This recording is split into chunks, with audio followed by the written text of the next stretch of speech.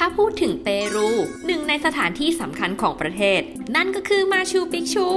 ยินดีต้อนรับสู่มาชูปิกชูเช้านี้อากาศแจ่มใสขอให้วันนี้เป็นวันที่ดีขอให้ตอนขึ้นไปฟ้าเปิดปลอดโปร่งสาธุเพราะเราได้จ่ายค่าโง่เมื่อวานไปแล้วเรียบร้อย24 US ดอลลาร์โอ้โหทะเลคนมันมาแล้วทะเลคนค่ะตอนนี้คนเยอะมาก1 ใน 7 สิ่งมหัศจรรย์ของโลกสถานที่ท่องเที่ยวยอดฮิตแหล่งเรียนรู้อารยธรรมเก่าแก่ของชาวอินคากว่าพันปีที่ปัจจุบันยังไม่มีใครรู้ว่าสิ่งเหล่านี้ถูกสร้างมาได้ยังไงและสร้างไปเพื่ออะไรเดี๋ยวมาดูว่าจะเจออัลปาก้าหรือลามะทั้งหมดกี่ตัวบอกเลยว่าคลิปนี้ข้อมูลแน่นทั้งวิธีการจองรูทการเดินต่างๆรายละเอียดครบถ้วนแน่นอนทำไมเขาถึงสร้างมาชูปิจูเนี่ยเป็นคำถามที่ก็ยังไม่แน่ใจเหมือนกันว่าสร้างมาเพื่ออะไรเมื่อ2 เดือนที่แล้วมีรถหล่นเป็นข่าวใหญ่เลย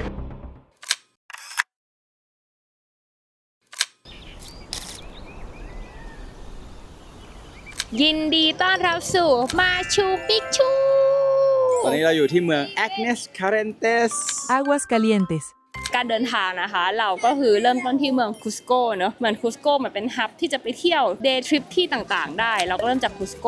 นั่งบัสต่อรถไฟมาที่นี่ซึ่งการเดินทางมันมี2 ออปชันใช่ไหมเธอแต่ว่ามีหลายออปชันเลยมันมีแบบว่านั่งรถมาเลยก็ได้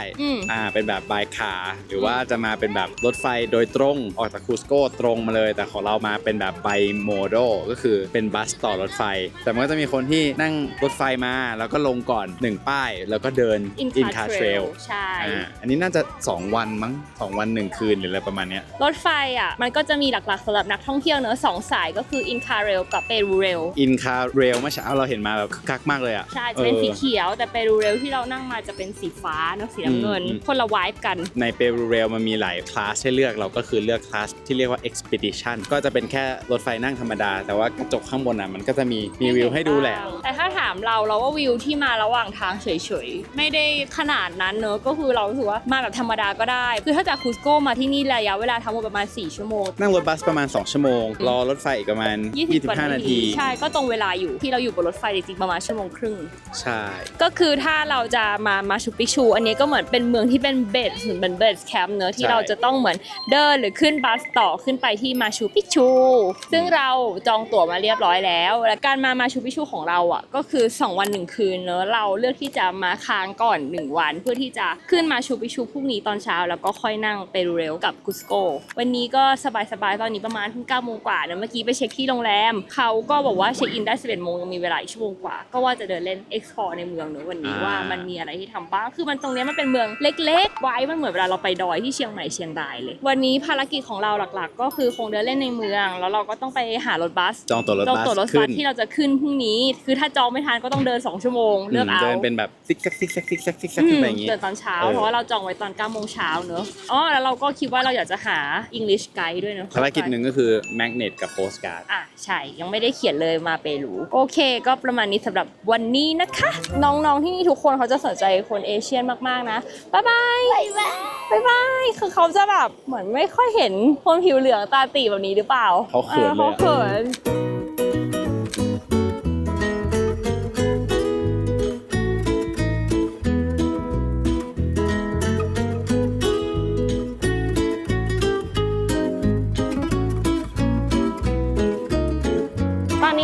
ตรงจัตุรัสกลางเมืองนะคะก็คือถ้าใครจะมาหาตั๋วขึ้นมาชูปิกชูอ่ะก็คือมาตรงนี้ได้แต่ว่าเขาเขียนแล้วว่าวันนี้หมดคือที่เราทำการบ้านสำหรับทริปเนี้ยที่จำเป็นต้องจองไว้จริงๆก็คือมาชูปิกชูเพราะว่าเขาจำกัดคนเข้าต่อวันฉะนั้นขอให้เรามีตั๋ว entrance เข้าอ่ะที่เหลือเดี๋ยวเรามาจัดการหน้างานได้ไม่ว่าจะเป็นตั๋วรถไฟตั๋วรถบัสอ่ะค่อยมาหาตรงนี้เอาได้ไกด์ก็ค่อยมาหาได้แต่ว่าตั๋วมาชูปิกชูนี่คืออันเดียวที่จะเป็นจริงเพราะว่าตอนเราจองอ่ะเหลือแค่ไม่กี่ที่แล้วเนอะแบบจำนวนหลัก10เท่านั้นอ่ะตอนนั้นอ่ะอย่างอันเนี้ยเขาก็บอกว่าหมดแล้ววันนี้วันที่23 เดือน 10ตัวหมดแล้วแต่เราไปพรุ่งนี้เนาะร้านนี้ก็เป็นราคา price list นะคะคือตอนนั้นจองเองก็คือจองไม่ได้เพราะว่า payment gateway มันล่มคือไม่รู้ว่าล่มหรือว่าล็อกไว้ให้ทัวร์เอเจนซี่จ่ายหรือเปล่าอันนี้ก็ไม่แน่ใจเหมือนกันนะ Easy Pay เนี่ยแต่ว่ามาที่นี่ Easy Pay ไม่เห็นมีปัญหาอะไรเลยคือเวลาซื้อตั๋วมันจะมีเซอร์คิตให้เลือกหลายอันเนาะคือมันมีเยอะมากนะอยู่ที่ว่าอยากไปอันไหนอันนี้ก็คือ improvise ได้เลย อัน2อาจจะเป็นอันที่ขายหมดไว้ที่สุดเท่าที่เพชรดูตั๋วนะตอนนั้นนะเราคือ 2A ทุกคน Ruta Classico di Senada อันนี้เดี๋ยวเราน่าจะไปหาไกด์ข้างบนเอาเนอะเพราะว่ารีวิวมาบอกว่าขึ้นไปข้างบนมันมีไกด์เต็มไปหมดเลยเดี๋ยวค่อยไปต่อรองราคาอะไรอย่างนี้ได้ทุกคนเมื่อกี้คือมีคนเขาบอกเขาจะเก็บ4โซเลสถ้าสแตมป์พาสปอร์ตเดินมาตรงนี้นะคะเซนโทคาลเจอรัลมาชูปิชูสแตมป์ได้เลยนี่เอา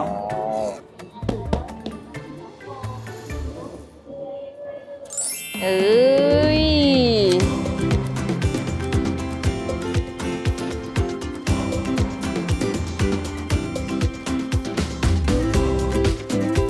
เราเดินมาถาม information center อยู่ตรงใจกลางเมืองตรงที่มีเสาธงเนอะก็มาถามว่าแบบรถบัสราคาเท่าไหร่ซื้อที่ไหนใช้เวลาเท่าไหร่อะไรยังไงถ้านั่งรถบัสนะครับใช้เวลาแค่25 นาที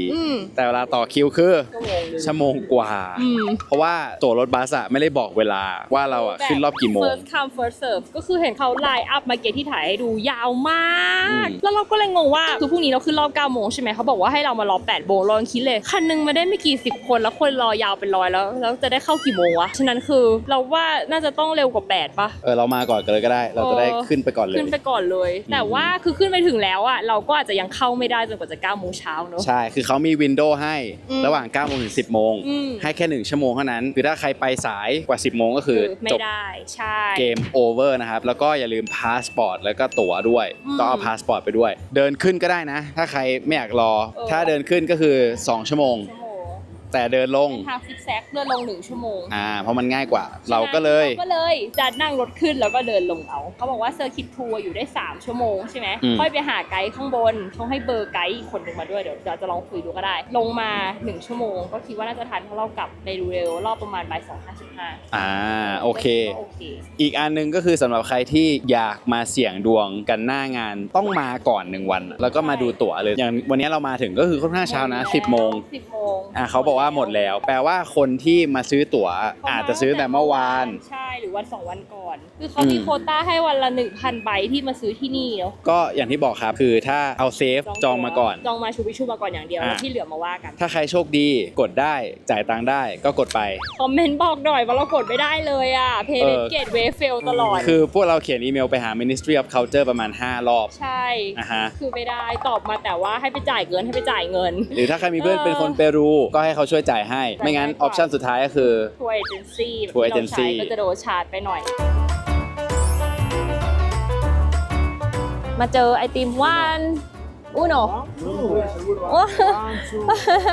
เชียร์แล้วก็ตักแบบนี้ว้าวอร่อยไหม2 โซลเลสมีความเปรี้ยวๆ delicious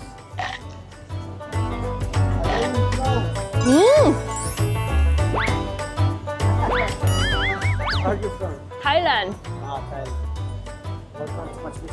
Thank you กาแฟเอาจริงตั้งแต่มาถึงตอนเนี้ยรู้สึกคนเฟรนลี่กันมากเลยนะแต่ยังไงก็ตามต้องระวังตัวไว้ด้วยอยู่ดีเนาะเนี่ยจะกินไหมเจลาตินหรือว่าธรรมดาว่ะก็ลองดูสิ What food you recommend? Yo le recomiendo La piña de país. Piña, okay, one piña. How much? 2 souls. Gracias. จะกินไอติมจะหมดแล้วว่ะเฮ้ยเอาไอติมมาโปะเยลลี่ดิต้องอร่อยแน่เลยอ่ะเอามาเป็นรสสับปะรดนะคะมันสดชื่นนะกินหมดเลยคือฉันได้กินอยู่แค่คำเดียว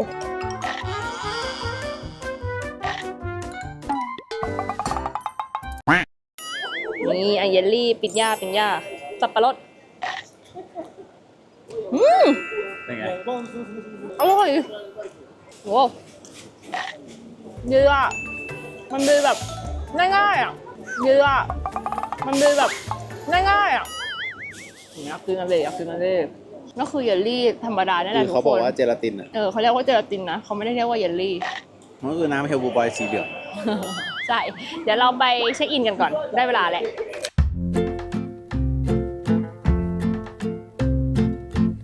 ห้องพัก กนะคะ Rock River Machu Picchu อยู่ติดกับทางรถไฟเลยตอนแรกห้องเราจองมาไม่มีวิวแต่เขาจะให้มีวิวก็คือวิวตึกตรงข้ามร้าน K-Food Antenna Shop โอเคเลยประมาณ$60คืน ก็คือ1,800 ประมาณ1,800 ถึง 2,000 ไปเดี๋ยวพักผ่อนแล้วค่อยว่ากัน ใช่ เดี๋ยวเราจะอันแพ็คหาของกินแล้วเราจะไปเดินไฮโดรอิเล็กทริก้าแต่เราจะไม่เดินไปสุดเพราะเราต้องเดินกลับมาด้วย ก็คือยี่เราได้อัปเดตนิดนึงมันมี3รูทที่จะมาที่มาชูพิกชูก็คืออันที่1คือนั่ง transportation ยาวๆอันที่2คือนั่งไปลงที่สถานีแล้วก็เดิน Inca Trail อีกอันนึงคือไปนั่งแล้วไปลงอีกสถานีนึงแล้วก็เดินไฮโดรอิเล็กทริก้าที่ประมาณ2ชั่วโมงทีนี้วันนี้ที่เราจะไปก็คือเราจะเดิน back track เข้าไปนิดนึงแล้วก็ค่อยเดินกลับมาใหม่เดินเล่นไปกิจกรรมเพราะว่าวันนี้ hot spring มันปิด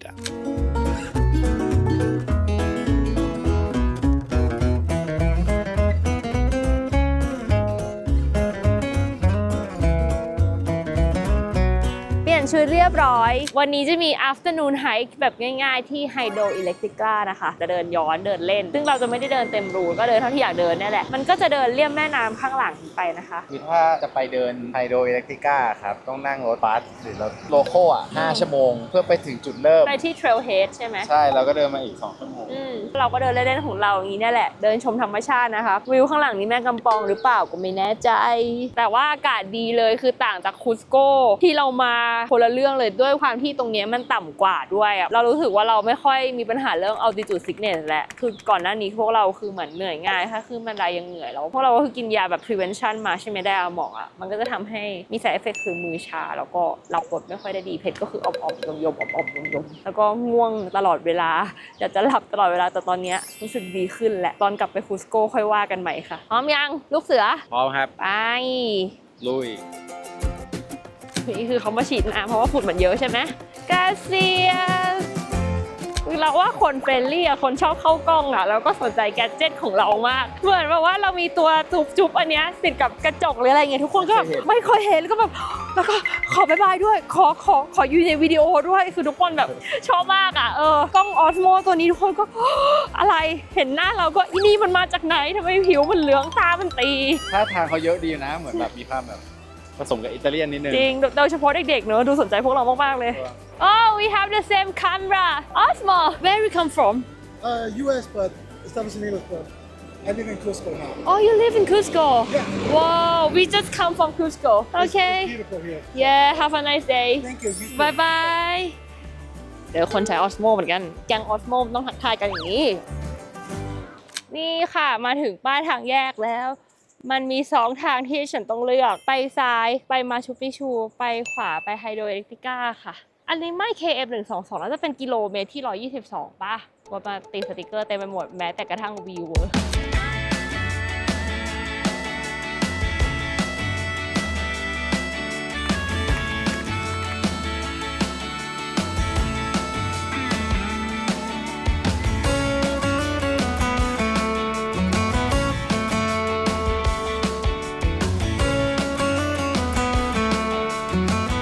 เดินมาเจอรถไฟแล้ว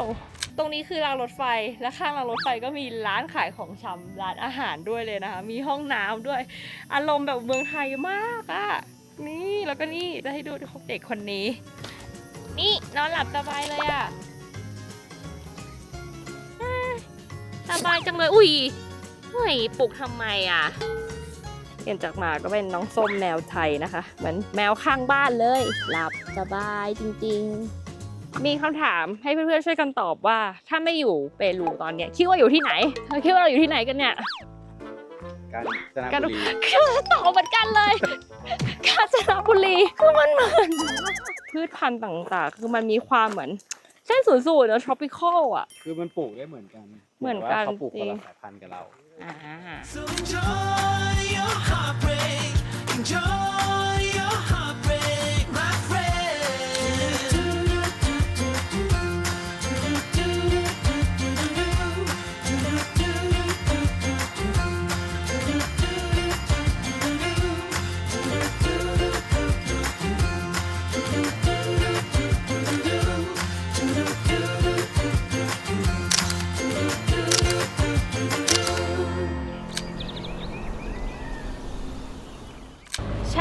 อากาศแจ่มใสขอให้วันนี้เป็นวันที่ดี ขอให้ตอนขึ้นไปฟ้าเปิดปลอดโปร่งสาธุเพราะเราได้จ่ายค่าโง่เมื่อวานไปแล้วเรียบร้อย 24 US ดอลลาร์ คือมันเป็นการ miscommunication ระหว่างเราและทัวร์เอเจนซี่เราถามเขาไปแล้วว่าต้องส่งตั๋วรถบัสมาให้เราสิ เขาค่อยๆ ส่งเป็นขยักขย่อน ตกลงมันมีหรือไม่มี ซึ่งเราอ่านตอนแรกเราว่ามันมีแล้วเราก็ถามย้ำไปแล้วแล้วอ้าวแล้วทิกเก็ตมาชูปิชูที่ขึ้นไปละรถอ่ะเขาก็บอกว่าไม่มันคือบัสที่เรานั่งจากคุสโกไปอูรันไตตัมโบเราก็เลยแบบคือขี้เกียจจะเถียงแล้วว่าทุกคนมันมีแบบ language barrier มีหลายๆอย่างเขาบอกกูซื้อเองก็ได้วะก็แสดงว่ามันไม่มีสุดท้ายแม่งของมันก็คือมีทั้งขาขึ้นและขาลงให้เรา ใช่แต่เราซื้อไปแล้วตั้งแต่ตอนบ่ายไง ใช่แล้วเราก็ไม่สามารถรีฟันได้คือเขาบอกว่าจะรีฟันก็ต้องลองมาคุยกับทัวร์เอเจนซี่ทีนี้เราก็เลยแบบคุยกับทัวร์เอเจนซี่แล้วเขาจะรีฟันให้เราทางไหนอะไรเงี้ยมันก็ไม่ได้อยู่ที่นี่ถูกไหมเพราะเราเจอกันที่ออนไลน์ต่างมองว่าเราจ่ายค่าผ่านทางคนละ$12ไปโอเคมันยังเป็นจำนวนเงินที่เรารับได้เนาะวันนี้ฟ้าเปิดเลยวันนี้กำลังเดินไปจุดที่ขึ้นรถบัสนะคะตอนนี้7:30ของเรามันรอบ9โมงเนี่ยก็จะเป็นรถบัสเมื่อวานเราไปคุยกับเจ้าหน้าที่มาเนอะเขาบอกว่าไม่ต้องใช้ไกด์จะใช้ไกด์ทำไมทุกอย่างมีในออนไลน์อยู่ก็อ่านสิก็จริงก็เลยอ่านกันเองโอ้ทุกคนคือเขาถอยรถแบบเอเวอร์ขับทั้งวันนะคะนี่คือ7:35แต่แถวทับ9โมงมาแล้วนะเดี๋ยวเราขึ้นรถบัสกันค่ะ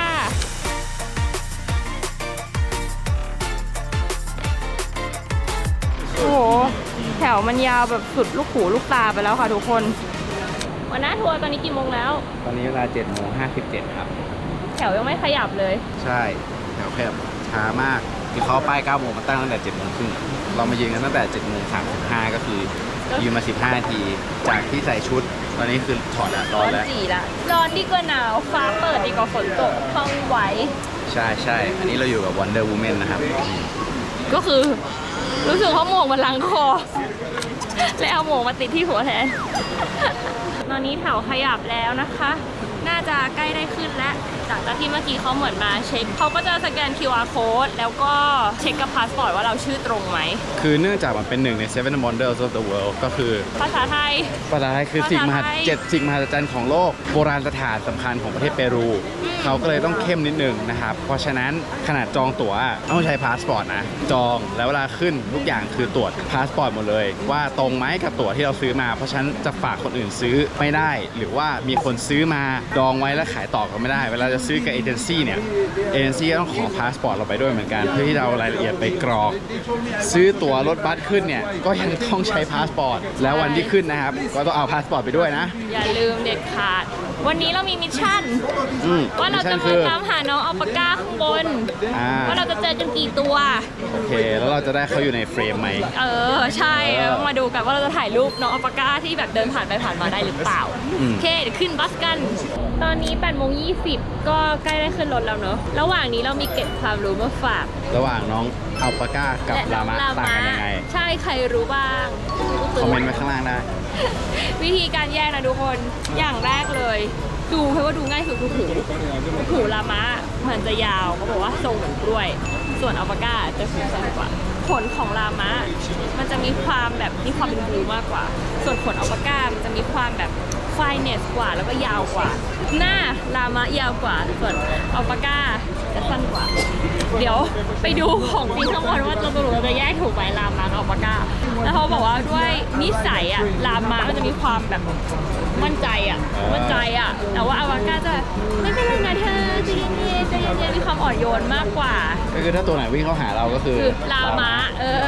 ตัวไหนวิ่งหนีเขินอายหลบอยู่หลังต้นไม้ก็คืออัลปาก้าใช่คือจริงๆมันเป็นอยู่ในตระกูลเดียวกันเหมือนแพะกับแกะอันนี้ก็เป็นอัลปาก้ากับลามะซึ่งเขาอ่ะมีเอามาผสมกันด้วยนะอัลปาก้ากับลามะถ้าผสมกันเขาจะเรียกว่าโคริโซแต่ว่าไม่เคยเห็นนะมันเหมือนผสมข้ามสายพันธุ์กันนึงเหมือนม้ากับดาบลอกให้ความรู้นิดหน่อยก่อนขึ้นรถ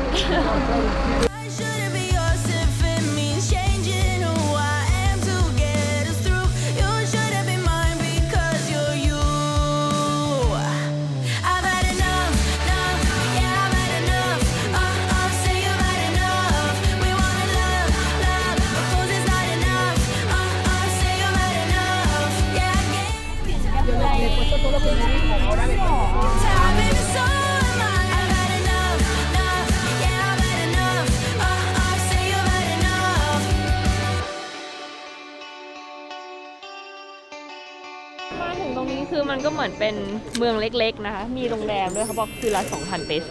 นอนหน้ามาชูปิชูเลยมีร้านขายของมีร้านอาหารนะคะทำค่อนข้างดูดีเลยตอนนี้เราก็คืออยู่หน้าทางเข้าเรียบร้อยแล้วเดี๋ยวรอ 9 โมงค่ะตอนนี้ 8 โมง 50 กว่าคือทัวร์ไกด์อ่ะถ้าใครอยากจะใช้อ่ะจริงๆมาหาบนนี้ก็ได้หรือหาข้างล่างก็ได้นะก็ใส่เสื้อยักษ์สีฟ้า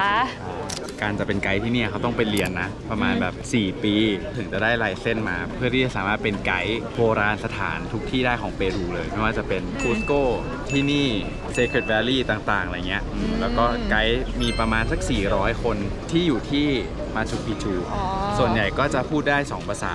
คือสเปนกับอังกฤษสเปนกับอังกฤษเป็นหลักกันเนาะแต่ว่าก็จะมีบางคนที่พูดได้ 5-6 ภาษาก็มีน่าจะเป็นพวกแบบฝรั่งเศสจีนเกาหลีอะไรเงี้ยเพิ่มเข้ามาจะบอกว่ามันไม่มีถนนเข้ามาที่นี่นะที่เราเห็นรถบัสขึ้นมาอะไรพวกนี้ก็คือเขาเอารถบัสขึ้นรถไฟมาแล้วก็เป็นเหมือนเป็นคอนเซสชันหรือเป็นสัมปทานให้บริษัทมาบริหารจัดการเป็นเอกชนใช่เป็นเอกชนบริหารจัดการซึ่งเมื่อ2 เดือนที่แล้วมีรถเป็นข่าวใหญ่เลยเป็นข่าวใหญ่เลยต้องมานั่นแหละแล้วก็ถนนเนี่ยเริ่มสร้างตั้งแต่ประมาณปี 1943 ช่วงสงครามโลกนักท่องเที่ยวก็ปกติจะขึ้นมากันประมาณ 6,000-8,000 คนเลยนะต่อวันช่วงที่เป็นแบบไฮซีซั่นตอนนี้คือเรามาเป็นอาทิตย์แรกของโลซีซั่นก็คือได้อาทิตย์ที่แล้วอ่ะคือไฮซีซั่นตอนนี้อยู่ที่ประมาณ 4,000 คัทออฟที่ 15 ตุลาวันนี้เรามาวันที่ 24 ตุลาเนาะใช่ก็คืออากาศเหมือนกันวันนี้อากาศแบบปลอดโปร่งมากวันนี้ดีมากโอเคเสียค่าโง่คุ้มแล้วใช่วันนี้อากาศดีมากตอนนี้ประตูเปิดแล้ว 9 โมงตรงทุกคน9 โมงตรงประตูเปิดให้เข้าเลยโอเคต่อคิว let's go ใช่ต่อคิวตามเลยและจริงๆวันนี้นะทุกคนคือเราจ้างไกด์มาแล้วจากเมืองไทยเลยเดี๋ยวเราจะมาพบกับเขานะคะสวัสดีค่ะโอลานี่นะคะส่งตรงมาจากเมืองไทยยินดีต้อนรับเข้าสู่เมืองหรืออาณาจักรมาชูปิชูอ่านมาทั้งคืนเลยใช่ไหมคุณไกด์ใช่อ่านจนหลับไปเลยหลับคามือถือ ตอนนี้เราต้องต่อคิวเข้าไปที่เซอร์กิต2นะตอนนี้คือเขาแยกทางเข้าเลยเป็นเซอร์กิต1 2 และ 3อยู่ที่ว่าเราซื้อตั๋วเซอร์กิตไหนนะครับซึ่งถ้าใครไม่มีตั๋วแล้วมาซื้อที่นี่ควรจะมาถึงอย่างน้อย1 วันล่วงหน้าสำนักงานขายตั๋วในเมืองเนี่ยที่มาชูปิชูคูโกเนี่ยคือจะเปิดตั้งแต่ 6 โมงเช้าแต่ว่ารถไฟเที่ยวแรกๆที่มาถึงเหมือนที่เรามามันจะมาถึงประมาณ 9 โมงมันมีเช้ากว่านี้หน่อยนึงก็คือมาถึงประมาณ 8 โมงเสร็จแล้วเราก็ต้องไปเอาคิวเหมือนไปรับบัตรคิวก่อนพอไปรับบัตรคิวเสร็จเขาจะบอกว่าให้กลับมากี่โมงเพื่อที่จะมาซื้อแล้วจะขึ้นอยู่กับว่าวันนั้นเนี่ยเหลือตั๋วเท่าไหร่เหลือเซอร์กิตไหนเท่าไหร่ซึ่งปกติที่ป๊อปปูล่าที่สุดหรือเป็นเซอร์กิต2เนี่ยเป็นเซอร์กิตที่เขาเรียกว่าคลาสสิกมักจะหมด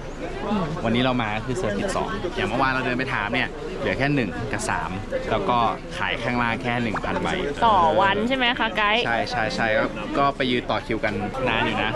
ตอนนี้เราเข้ามาข้างในเรียบร้อยแล้วนะคะเขาก็ตรวจเข้มเลยยิง QR code แล้วก็ขอดูพาสปอร์ตชื่อตรงหรือเปล่านู่นนี่นั่นนะคะเขาก็จะให้ป้ายคล้องคอมาว่าเราอยู่เซอร์กิตไหนซึ่งของเราคือเซอร์กิต2ก็คือสีฟ้าค่ะจริงๆแล้วเนี่ยวันเนี่ยจะเป็นเซอร์กิตที่ขึ้นไปถ่ายรูปสมมติถ้าเรามองแผนที่มาชูปิชูเนี่ยเป็นแนวนอนเนี่ยซ้ายทั้งหมดจะเป็นเซอร์กิต1ที่คนขึ้นไปถ่ายรูปกันส่วนเซอร์กิต2เนี่ยจะมีสปอตถ่ายรูปด้วยแล้วก็ได้เดินดูเมืองด้วยเซอร์กิต3ก็เหมือนกันไอเซอร์กิต1 2 3เนี่ยนะครับก็คือเริ่มใช้เมื่อ1 มิถุนายนปี 2024 นี้เองปีนี้เลยคือถ้าใครมาปีที่แล้วเนี่ยก็จะเป็นตั๋วที่เดินไปไหนก็ได้เลยแต่ทีเนี้ยมันเกิดการเสื่อมโทรมเยอะมีคนเยอะเกินไปเพราะเดิมจริงๆแล้วเมืองมาชูปิชูประชากรประมาณ 900 ถึง 1,000 คนเองแต่นี่คือมา 8,000 คนแล้วทุกคนอยากจะไปสปอตเดียวกันเขาก็เลยต้องกระจายตัวออกนี่คือที่มาที่ไปของเซอร์กิต1 2แล้วทำหน้าที่ดีมากค่ะไกด์ในโชว์ป้ายสินี่ครับนะคะไม่ใช่ป้ายไกด์นะโอ้ยวันนี้อากาศดีมากสวยมากนี่คือมาชูปิชูที่เราใฝ่ฝันนะคะ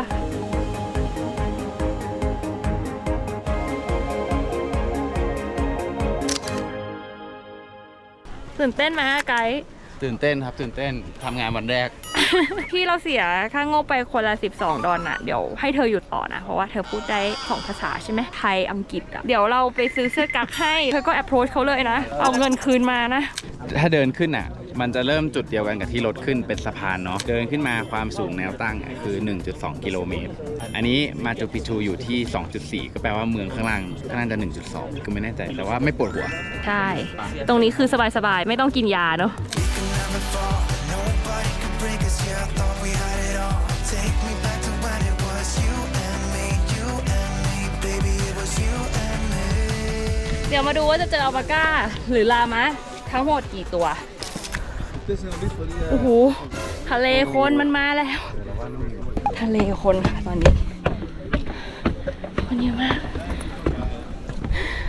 สรุปก็คือช่วงนี้ 4,000 คนเนอะต่อวัน เขาได้บอกไหมว่ารอบละกี่คน รอบละประมาณ100 กว่า 200 มั้ง โอ้ไม่เยอะอยู่ดีนะน้องมากกว่านั้นนะ Just go on, I don't wanna care anymore. There's no more between you and me, so just go. So just go on, I don't wanna care anymore. There's no more between you and me, so just go. There's nothing left of us. ตอนนี้เรามาถึงมาชูปิจูขึ้นมาสักพักหนึ่งแล้วนะครับข้างหลังจะเป็นวิวของเมืองมาชูปิชูซิตาเดลถามว่าเสน่ห์ของมาชูปิจูอยู่ตรงไหนก็คือถ้าเราดูไปเนี่ยตรงนั้นเป็นอีกยอดเขาหนึ่งกับตรงนี้อีกที่หนึ่งตัวเมืองเนี่ยอยู่ระหว่าง2 ยอดเขาหินทั้งหมดที่มาใช้ในการทำเนี่ยเป็นหินแกรนิตก็คือแข็งแรงมากถามว่าประวัติของมาชูปิจูก็คือเขาเชื่อว่าถูกก่อสร้างโดย Emperor จักรพรรดิพาชาคุติของ อาณาจักรอิน อาณาจัก คาร อินคาถามว่าทำไมเขาถึงสร้างมาชูปิจูเนี่ยก็คือเป็นคำถามที่นักประวัติศาสตร์ แล้วก็เอนจิเนียร์หรือหลายๆศาสตร์หลายๆแขนงเนี่ยก็ยังไม่แน่ใจเหมือนกันว่าสร้างมาเพื่ออะไรนะครับบ้างบอกว่าเป็นป้อมปราการบ้างบอกว่าเป็นที่พักอาศัยของ Royal Family หรือแบบ Royalty ชนชั้นสูง บางคนบอกว่าเป็นศาสนสถานเอาไว้บูชาตะกี้เราถามไกด์มาว่าคนอื่นหรือคนที่โลคอลเนี่ยเขาเชื่อกันว่ายังไงเขาบอกว่าป้อมปราการไม่น่าใช่แน่นอนเพราะว่ามีทางเข้าออกถึง8 ทางจะดูแลยังไงอีกเทอรี่หนึ่งที่คนโลคอลเชื่อก็คือคิดว่าเป็น multi use หรือ multi purpose เนาะคือเป็นทั้งที่พักอาศัยนะครับเป็นทั้งที่บูชาตามความเชื่อทางศาสนาของเขาและอีกอันนึงที่ recently มากๆเลยก็คือคิดว่าน่าจะเป็นที่ฝังศพของพาชากุติหรือ royalty หลายๆคนเพราะว่ามีการขุดพบมัมมี่หลายจุดมากนะแล้วก็ excavate ออกไปแล้วคือเอาออกไปแล้วนะครับแต่ยังมีอีกที่หนึ่งที่เขาเชื่อว่ามันอยู่ข้างในใจกลางเลยของมาชูปิจูอีกฟันแฟกต์หนึ่งนะครับก็คือว่าเขาเชื่อว่ามาชูปิจูเนี่ยที่เราเห็นอยู่ข้างบนเนี่ยกว่า 60% เนี่ยเป็นโครงสร้างที่อยู่ใต้ดินเพราะว่าที่เปรูก็มี earthquake เหมือนกันแล้วก็พวก seismic activity ค่อนข้างเยอะเพราะฉะนั้นมันอยู่มาได้จนถึงทุกวันนี้เนี่ยโดยที่มันไม่ล่มสลายเพราะว่าโครงสร้างข้างล่างเนี่ยมันแน่นหนามากนอกจากโครงสร้างแล้วก็คือเขาเข้าใจว่าหรือเชื่อว่ามันเป็นระบบระบายน้ำระบบชลประทานข้างล่างด้วยที่ซ่อนเอาไว้ คล้ายๆกับที่เราไปดู Temple of the Water ใช่ไหม ใช่ ที่เราไม่รู้ว่าตาน้ำอยู่ที่ไหนเหมือนเขาซ่อนแล้วก็ทำเป็นซิสเต็มเลย ถูกต้องอันนี้เป็นฟันแฟกต์เล็กๆนะครับเดี๋ยวเราจะไปดูหลายๆ สิ่งที่เป็นสิ่งสำคัญที่นี่ละกันมีพัชมารามี Temple of the Sun มีนู้นมีนี้นะครับมีอะไรน่าสนใจเยอะแยะมากไปหมดเดี๋ยวเราไปดูกันต่อว่าแต่ละจุดเป็นยังไงแล้วเดี๋ยวเราอธิบายให้ฟังว่ามันมีอะไรที่น่าสนใจในแต่ละจุดบ้าง เก่งมากค่ะไกด์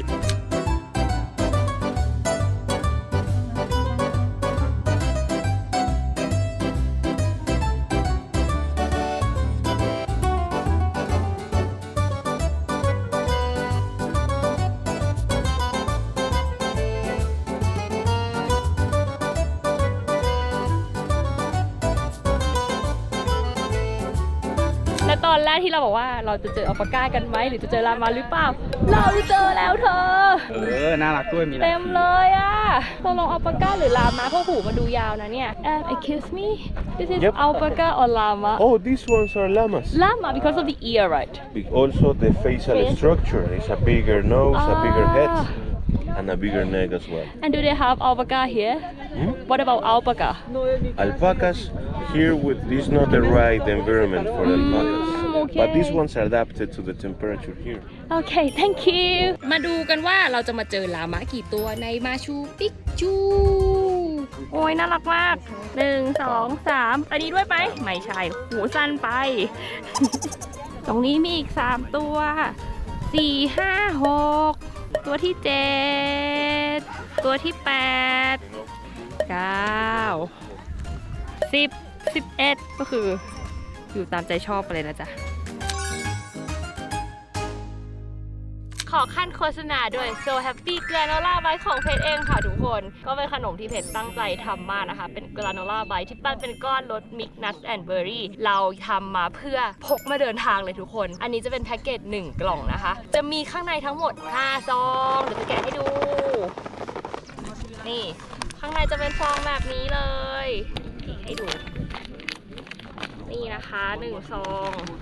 ก็จะมีน้องกลมๆแบบนี้เลยคือถ้าสมมติทุกคนซื้อกล่องใหญ่อะก็สามารถพกแค่ถุงเล็กใส่กระเป๋าแบบนี้ได้นะคะบอกเลยว่าสะดวกมากๆ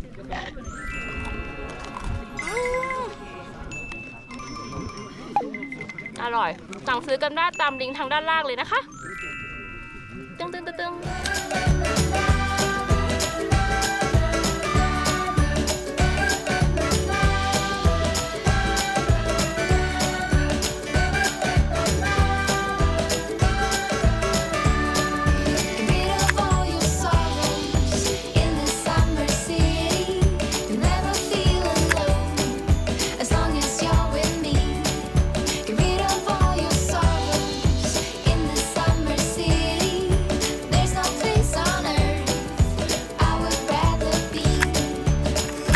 ตอนนี้เราอยู่ตรงไหนกันเอ่ย ไม่แน่ใจว่าบริเวณนี้เรียกว่าอะไรแต่ว่าเป็นลานที่มองลงไปเห็นเมือง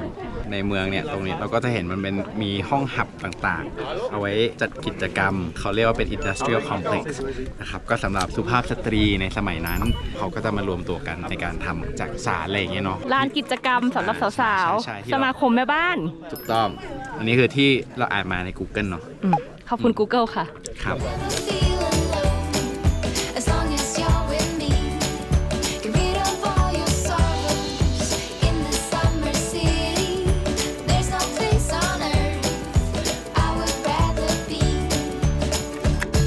ตอนนี้เราอยู่ไหนแล้วคะเราอยู่ที่ประตูพระอาทิตย์ซันเกตนะครับเป็นทางเข้าเมืองทางหนึ่งที่นักท่องเที่ยวให้เดินเข้าทางนี้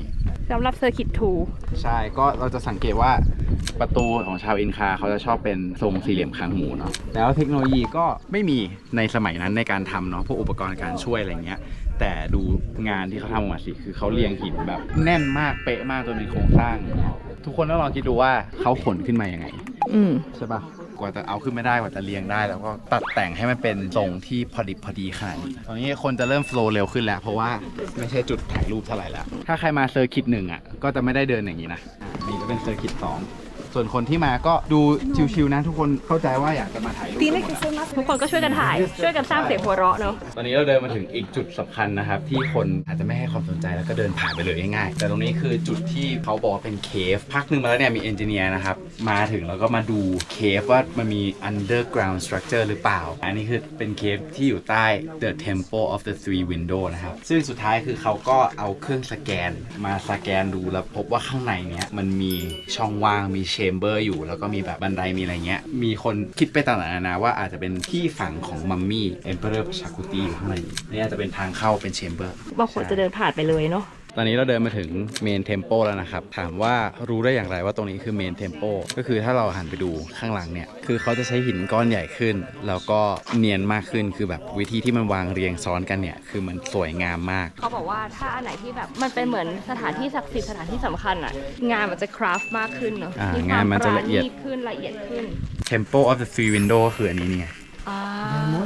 ข้างหลังตรงนี้ตอนนี้คือปิดนะครับเข้าไม่ได้ถ้าจะไม่ผิดคือเปิดเฉพาะ 7 โมงถึง 10 โมงเช้ามันจะเป็นอินดีวาตาน่าถ้าอ่านชื่อไม่ถูกเดี๋ยวขึ้นชื่อให้ข้างล่างก็คือปกติแล้วอ่ะพระอาทิตย์มันจะวิ่งรอบโลกใช่ไหมถ้าเราอยู่บนเส้นศูนย์สูตรเนี่ยพอเป็นเวลาเที่ยงตรงปุ๊บมันจะไม่มีเงาเลยก็คือพระอาทิตย์จะอยู่บนหัวเราแต่ว่ามาจูปิจูอ่ะมันต่ำลงมา19 ดีกรีเพราะฉะนั้นเวลาพระอาทิตย์วิ่งมาถึงเนี่ยมันก็ยังมีเงาชาวอินคาเขาก็เลยคราฟหินตัวเนี้ยให้มันเฉียงเป็นมุม13พอดีพอพระอาทิตย์วิ่งมาถึงเนี่ยมันก็เลยจะไม่มีเงาพอดีเป็นการมาร์กว่านี่คือการขึ้นปีใหม่หรือเป็นวันสำคัญของชาวอินคานี่เองถ้าจะไม่ผิดคือ21 มิถุนายนแต่เราต้องกลับไปดูกันนะว่ามันคือวันนั้นหรือเปล่าหรือมันคือวันอื่นที่เป็นวันสำคัญเหมือนกันของเขาแต่ว่ามันน่าสนใจตรงที่ว่าถ้าเขายังไม่มีอุปกรณ์ไม่มีเทคโนโลยีที่จะจัดการให้มันปุ๊บได้มุม13 องศาเขาทำได้ยังไงอันนี้เป็นอีกสถานที่หนึ่งที่สำคัญบนยอดหมู่บ้านมาชูปิจูแห่งนี้นะคืออินคาซิตี้เดลก็คือตรงนี้อันนี้คือเป็นเหมือนแท่นบูชาฐานกว้าง7 เมตรหินสูงถึง3 เมตรนะแล้วเขาก็คิดว่าข้างล่างเนี้ยมันก็จะเป็นแท่นที่เขาเอาพวก ดอกไม้เอาเทวรูปเอาลามะมาบูชายันหรือมาทำพิธีถวายออฟริงเนาะตรงนี้บริเวณนี้ก็เป็นหินชิ้นใหญ่มากเหมือนกันและข้างๆเนี่ยเราก็จะเห็นโครงสร้างเหมือนเดิมเลยเหมือนที่เราไปวันแรกเนาะมันจะมีช่องที่เขาเอา ที่เก็บเทวรูปเนาะ เก็บเทวรูปหรือเอาไว้เก็บของตรงนี้รู้สึกเหมือนจะเป็นบริเวณเดียวเลยในวันนี้ที่เราเห็นมีหลังคาอันนี้คือด่านตรวจที่เราจะเดินไปเวนาพิกจูก็คืออีกยอดหนึ่งที่เราเห็นใช่ถ้าเราเดินขึ้นไปข้างบนนู้นนะครับอีก2 ชั่วโมง เราทริป2 ชั่วโมงมันมี3จุดให้ไปได้ทัวร์ก็คือเขาจะให้กลุ่มละ200 คนตอนเช้า7 ถึง 8 โมงถ้าจะคุณน่าจะต้องกดให้ได้ก็10 โมงถึง11 โมงก็คือเวลา400 คนมีไปได้3ที่จะเป็นเวนาพิกชูฮูชวยพิกชูแล้วก็เกรทเคฟอันนี้เป็นเซอร์คิตแล้วก็เป็นราวทริปนะคะนี่3ที่นี่เวนาพิกชูก็คือยอดตรงข้างหลังเราอยู่ตรงนี้นะต้องคอนโทรลก็คือตรงเนี้ยรอบนี้ก็คือ45 นาทีมาถึงตรงนี้กลับก็คือ2 ชั่วโมงถ้าไปทั้งหมดเลยนี่ก็คือ4 ชั่วโมงค่ะอยู่ที่ว่าจะไปกี่จุดนะคะอ้าวฉันกลายเป็นไกด์เฉยเลยอะ ตอนนี้เราก็เดินมาจะถึงทางออกแล้วเราพบกับทางระบายน้ำนี่มาให้ดูเห็นไหมน้ำไหลลงมาเหมือนเป็นช่องระบายน้ำอยู่นี่เป็นทางระบายน้ำจากข้างบนลงมาเลยแต่เราจะเห็นเฉพาะบางจุดที่เราเห็นน้ำนะ แต่ว่าเขาบอกว่ามันน่าจะอยู่ข้างใต้ที่ซ่อนเป็นแชนแนลเป็นท่อเป็นทางอยู่ข้างใน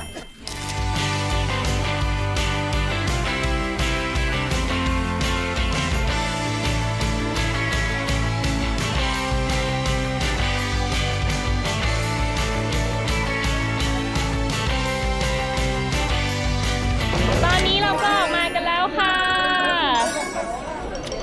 สนุกดีนะ ดูอารยธรรมว่าแบบเขาสร้างมาได้ไงมันน่าทึ่งมาก จริง จำนวนก้อนหินวิธีที่เขาเอามาวางเรียงกันตำแหน่งที่เขาวางมันอยู่สูงขนาดนี้เอาขึ้นมาได้ไง ฉันบอกแล้วไงว่าอุกกาบาตตกมา ตรงบริเวณนี้ชาวอินคาขึ้นมาพบก็เลยสร้างขึ้นมาอย่าเชื่อนะอย่าเชื่อทุกคน ทำไปเล่นไปมันมี theory มันมีทฤษฎีที่บอกว่าเป็นเอเลี่ยนช่วยสร้างก็เป็นหนึ่งทฤษฎี สนุกดีสวยดีก็เป็นเดอะมัสสำหรับเปรูนะคือเปรูทุกคนก็จะมาชูปิกชูอย่างแรกเลย มาก็ไม่ได้ยากมากนะ แต่ว่าตามที่เราสรุปให้ทั้งหมดก็คือจองตั๋ว entrance มาชูปิกชูให้ได้ที่เหลือมันจัดการได้หน้างานไม่ยาก อยากมายากก็มีอยากมาง่ายก็ มีหลายแบบแล้ว มี แต่ หลากหลาย กำลังทรัพย์แล้วแต่อยากจะได้แบบไหนแต่สุดท้ายมาถึงเหมือนกันค่ะโอเคเดี๋ยวเราจะลงข้างล่างแล้ว มีที่ฝากกระเป๋า ยังไม่ให้จบคลิปอ่ะโอเค เผื่อไว้ไงใครแบบแบกกระเป๋าขึ้นมาแล้วแบบเดินขึ้นมาเหนื่อยมากฝากกระเป๋าได้5โซเลสนะครับใครที่ต้องการเข้าห้องน้ำก็2โซเลส แต่เรา 20 บาท จะลงไปข้างล่างเลยเราฝากกระเป๋าไว้ที่โรงแรมอยู่โอเค ไป ลงข้างล่างแล้วค่ะบายบาย อันนี้แผนที่นะครับก็คือถ้าเรามาจากในเมืองเนี่ยมันจะเดินมาทางนี้เป็นทางรถเดินมาข้างๆทางรถใช่ป่ะมาถึงตรงนี้ปุ๊บมันจะมีสะพานที่เป็นรถข้ามกับสะพานคนข้ามพอมาถึงปุ๊บเนี่ยเราจะแยกกันแล้วรถก็จะวิ่งเป็นทางซิกแซกซิกแซกซิกแซกขึ้นไป25 นาที แต่ถ้าเดินขึ้นก็เดินทางนี้เหนียวเขียวว่า1,350 เมตรก็เดินยาวขึ้นมามันจะมีบางจุดที่มันตัดกับทางรถนิดนึงเราก็จะเห็นเป็นบันไดอยู่นะครับอันนี้เขาบอกว่าถ้าเดินเร็วหน่อยก็75 นาทีหรือ90 นาทีอะไรเงี้ยแต่ถ้าเกิดว่าใครค่อยๆเดินไปพักไปถ่ายรูปไปอะไรเงี้ยก็จะมี2 ชั่วโมงนะขากลับเนี่ยก็น่าจะเร็วขึ้นเพราะว่ามันง่ายขึ้นอ่ะแต่ว่าถ้าใครเดินขึ้นเดินลงก็น่าจะขาสั่นพอสมควร คือที่เรานั่งรถลงอ่ะเพราะว่าโตเอเจนซี่เขาซื้อตั๋วรถบัสไว้ให้เราแล้ว เราก็เลยนั่งรถลงจากที่ตอนแรกเมื่อวานเราคุยกันว่า เราจะซื้อแค่ขาเดียวเพราะเราจะประหยัดเงินสรุปมันก็เลยกลายเป็นค่าผ่านทางที่ทำให้ฟ้าเปิดและปลอดโปร่งในวันนี้ค่ะ ใช่แล้ว ขอบใจตัวเอง จริงๆเราว่านะ ถ้ามาใหม่นะอาจจะขึ้นมาเร็วหน่อยก็ได้นะ เรามาลองข้างบนนะ สมมติเราซื้อตั๋ว9 โมงเราห้ามเข้าก่อน9 โมงแต่ว่าเรามานั่งแฮงเอาท์วันนี้ได้มันมีคาเฟ่อยู่อะไรเงี้ยก็ มาทำหน้าที่แฟนเซอร์วิสหน่อยนะลงมายังมาแล้วนี่ไงเธอเปิดให้เขาดูเลย แทนลินดา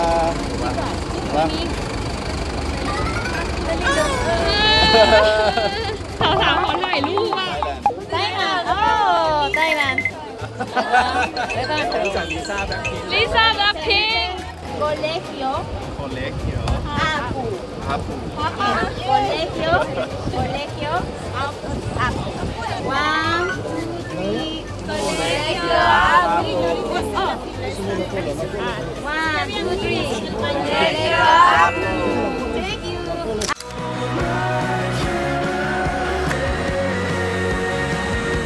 เ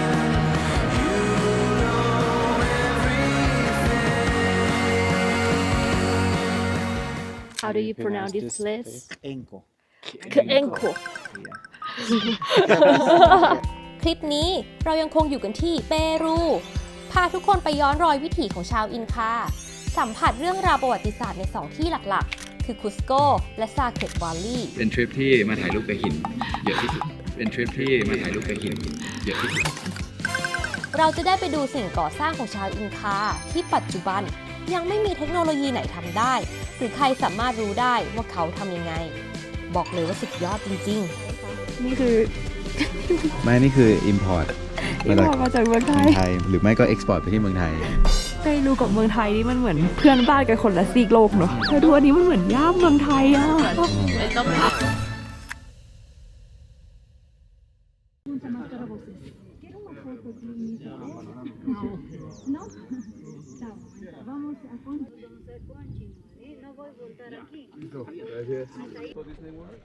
José Rodrigo, este para acá.